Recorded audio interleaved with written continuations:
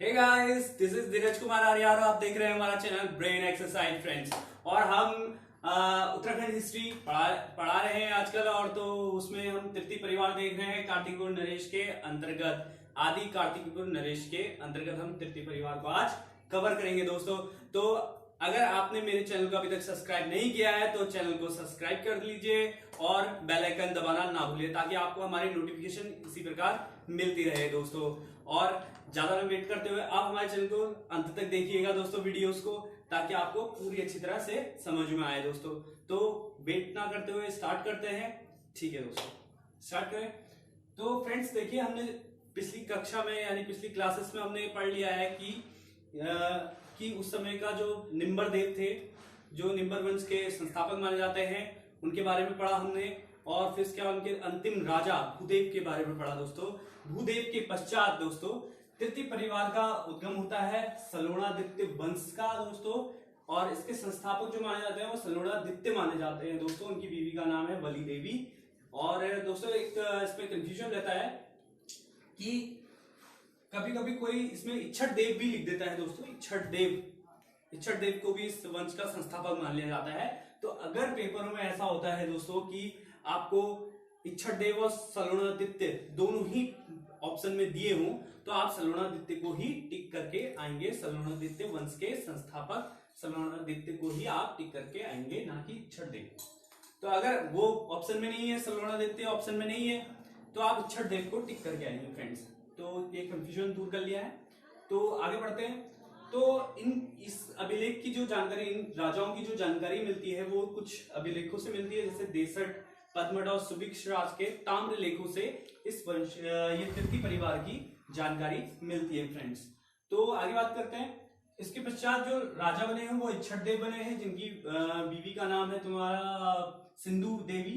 उसके बाद देसठ देव बने हैं, उनकी बीवी का नाम पद्ममल देवी है। और उसके बाद पद्मत देव बने हैं, उनकी बीवी का नाम इसाल देवी है। और इसके पश्चात सुभिक्ष राज देव इसके अंतिम राजा रहे हैं फ्रेंड्स।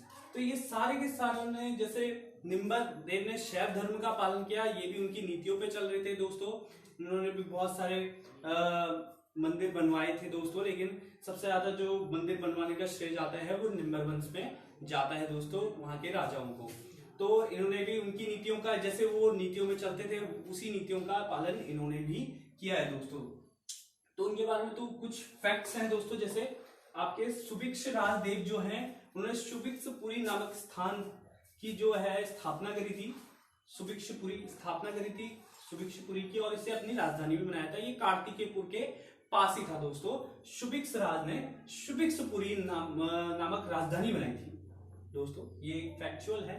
और इसके पश्चात देखिए दोस्तों, इसके बाद जो शासक रहे वो, मतलब एक तो हमने आदि कार्तिकपुर नरेश पढ़ा था, हमने दो कैटेगरीज में बांटा था।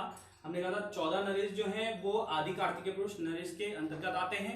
उसके बाद बाकी के जो 3 हैं, 17 हैं, बाकी के 3 जो है वो बैजनाथ कार्तिकपुर नरेश के शासकों के अंतर आते हैं।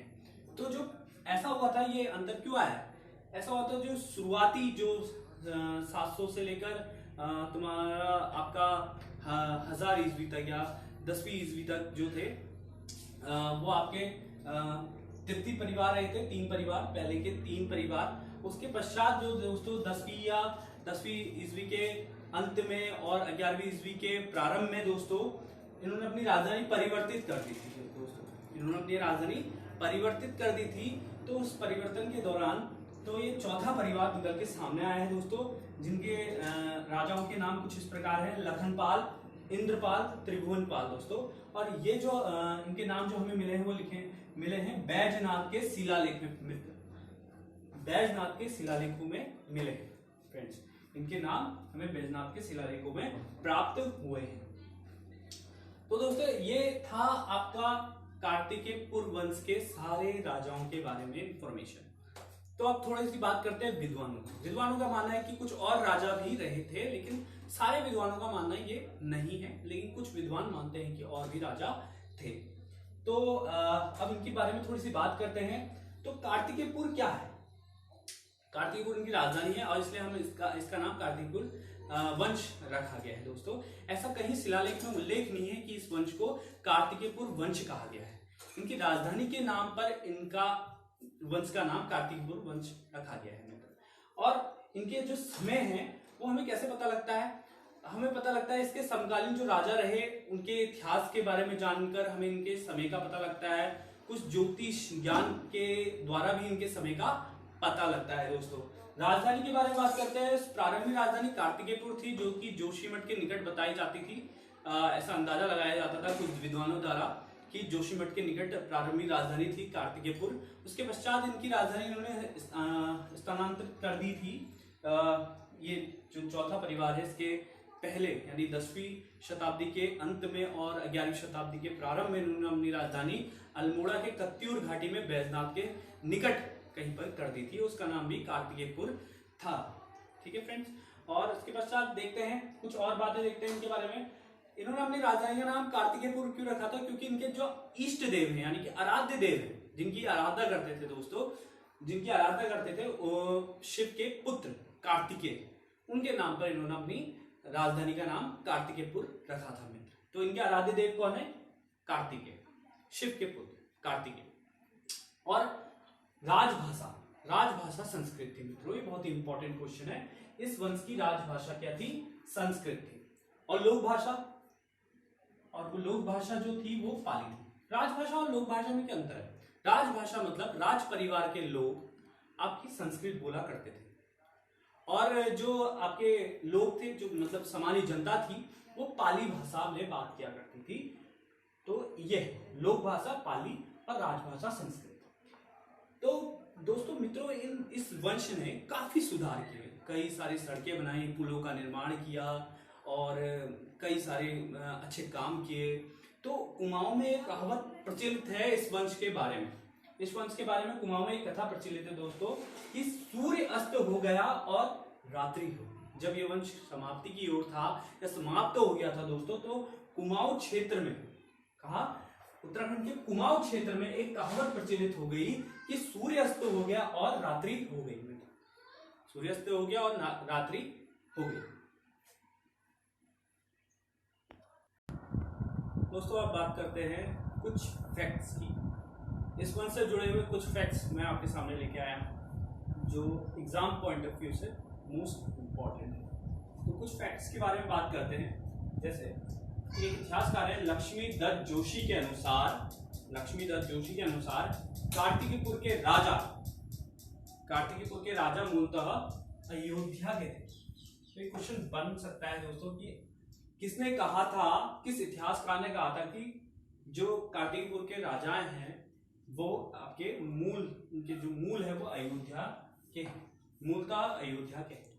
तो वो है लक्ष्मी दत्त, ये इतिहासकार है, मशहूर इतिहासकार। और एक फैक्ट और है कि राजा शाहीवाल कार्तिकेयपुर राजाओं के आदि पुरुष माने जाते हैं। क्या माने जाते हैं? आदि पुरुष फ्रेंड्स, आदि पुरुष। और एक और इतिहासकार है और स्वतंत्रता सेनानी भी हैं उत्तराखंड के बद्रीदत्त पांडे जी। और बद्रीदत्त पांडे जी ने कार्तिकेयपुर राजाओं को सूर्यवंशी कहा है दोस्तों, सूर्यवंशी कहा है। ये भी इंपॉर्टेंट फैक्ट्स हो गया। सूर्यवंशी, कार्तिकेयपुर राजाओं को सूर्यवंशी किसने कहा? तो आपका आंसर हो जाएगा बद्रीदत्त पांडे। इसके शासनकाल में देखो, इनके शासनकाल में दोस्तों आदि गुरु शंकराचार्य जी उत्तराखंड आए। आदि गुरु शंकराचार्य जी जब कार्तिकेयपुर राजाओं का शासन चल रहा था उत्तराखंड में, तो उस समय गुरु शंकराचार्य जी उत्तराखंड आए। आप सब इनके नाम से परिचित हैं दोस्तों। इनका जन्म केरल में हुआ था दोस्तों, तो उत्तराखंड आए थे और 4 मठों की स्थापना करी है दोस्तों उन्होंने। इनके बारे में हम आने वाली अपनी कक्षाओं में चर्चा करेंगे। तो फिलहाल के लिए इतना देखिए कि ये इस वंश के काल में उत्तराखंड आए थे दोस्तों। इन्होंने उत्तराखंड में बद्रीनाथ और केदारनाथ के मंदिरों का जीर्णोद्धार कराया था दोस्तों। बौद्ध धर्म के प्रभाव को कम किया था और हिंदू धर्म की पुनर्स्थापना करी थी। क्या करी थी? हिंदू धर्म की पुनर्स्थापना और बौद्ध धर्म का जो प्रभाव था दोस्तों वो कम किया था और हिंदू धर्म की स्थापना की, पुनर्स्थापना। इन्होंने दोस्तों ज्योतिर्मठ की स्थापना करी थी उत्तराखंड में, और 1820 में केदारनाथ में इनकी मृत्यु हुई थी दोस्तों। वहीं इनकी वो है अस्थियां हैं, तो केदारनाथ में इनकी मृत्यु हो गई थी फ्रेंड्स। तो हमारा कार्तिकेयपुर वंश समाप्त हुआ है दोस्तों। मैंने जितनी इम्पोर्टेंट चीज़ें और जितनी इम्पोर्टेंट बातें आपको बताई दोस्तों, आप उन सबको नोट डाउन कीजिएगा, और वो परीक्षा की दृष्टि से बहुत इम्पोर्टेंट है फ्रेंड्स, परीक्षा की दृष्टि से बेहद ज़्यादा इम्पोर्टेंस है। तो आप सारे उसे कवर कीजिए, तो मेरी सारी वीडियो को वॉच कीजिए, और यहीं पर हमारा कार्तिकेयपुर वंश समाप्त होता है मित्र। इसके बाद पत्यूर वंश का उदय होता है फ्रेंड्स, और वो हम अपनी आने वाली कक्षाओं में इसके बारे में चर्चा करेंगे। सो मेरे चैनल को लाइक और सब्सक्राइब कीजिए दोस्तों। धन्यवाद।